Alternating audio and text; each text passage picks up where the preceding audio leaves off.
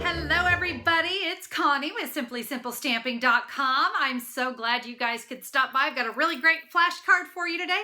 Guys, this one goes together fast, easy, it's beautiful.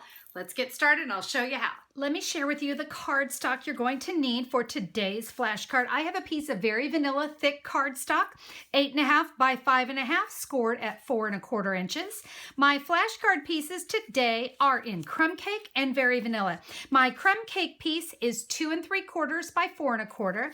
The very vanilla piece, you can see that's just going to layer right there on top. That piece is 2.5 inches by 4 inches. And then the last thing that we're going to be using is some of our burlap ribbon. I've got about 4.5 inches of that. I'll be using 2 different stamp sets today. I'm going to start with the Wishing You Well. That's going to be our wonderful focal image, and we have that great distinctive bow. It's really nice, but even though this had some sentiments, I really needed it to be a Sending Prayers card. So I brought in Itty Bitty Greetings as my sentiment. There's my little Sending Prayers, but guys, 32 stamps, 32 sentiments in this set. A lot of different options you'll be able to use with this card. All right, I've got a little piece of scratch paper underneath me because I might be going off the edge. I've got a So Saffron ink pad. I've inked up my focal image, and let's stamp that right there in the center, but over to the left side. All right, so you can see, came off just a little tiny bit. We're now going to come in with the crumb cake ink pad and that fabulous bow. Wait till you see how beautiful this bow stamps. Use a really light touch when you're pressing. Don't press really hard on that bow because look at that. All the shading is built in. It's gorgeous. I'm now going to come in with my Sending Prayers sentiment. And guys, I'm going to turn my cardstock around. We're going to stamp this right here on the side. And I want you to see, I drew just a little decorative border around it. It just kind of gave it a little something. And I'm going to use a crumb cake marker to do that. And guys, this is totally freehand. And even if you're not good at freehand, I don't know, can we really mess up with just drawing a line? I'm not even going to attempt to do it straight. I'm just drawing. When you get to a spot where you have to stop, just stop. Pick it up, go to here, pick it up. See that? Like I said, it's just kind of giving it a little something, but it's not about being perfect.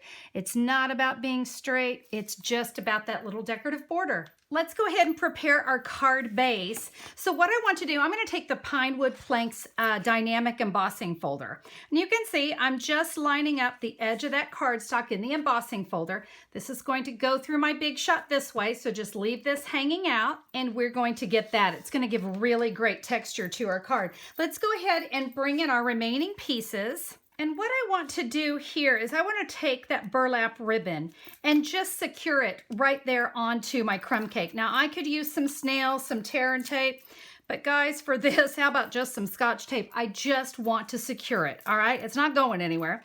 Let's take our focal image. I'm going to add some Stampin' Dimensionals, and 4 dimensional should work really well. So let's go ahead and take that. We're going to center that in that crumb cake, and now we can come in with the snail, and we're going to add snail all the way around, all 4 sides. Because we've got texture on that card, sometimes adhesive, you know, you got little ridges and bumps in there, so things don't always want to work the way you want. We're just going to center that up and add that. If your ribbon is a little long, and it might be, we can just trim that down. Let's do a little something on the inside. We're going to come back in with those leaves and just stamp that in the So Saffron. And in crumb cake, we'll add our Sending Prayers right there. There you go. It really couldn't be any simpler than that, guys. A little bit of stamping, a quickie little border, and you don't even have to be neat about it. It just kind of adds a nice little touch. Guys, a super easy card, and that Wishing You Well stamp set, I'm telling you, this is a must-have stamp set. That image and that bow, you're going to use this all season long. Winter, spring, summer, fall. This is the stamp set. It's fabulous.